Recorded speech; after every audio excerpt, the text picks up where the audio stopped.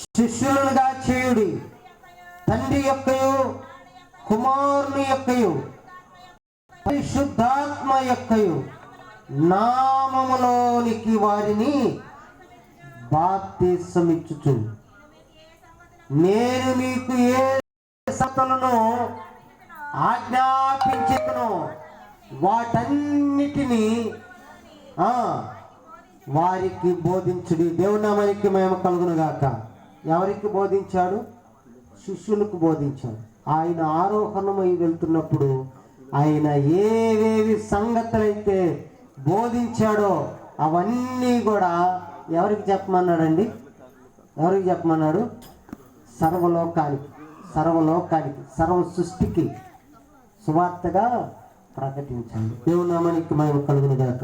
చివరి మాటగా ఒక మాట మనం చదువుకున్నాము. రోమా పత్రిక, రోమీలకు రాసినటువంటి పత్రిక 16వ అధ్యాయం 26వ వచనం, 16:26 రోమా పత్రిక.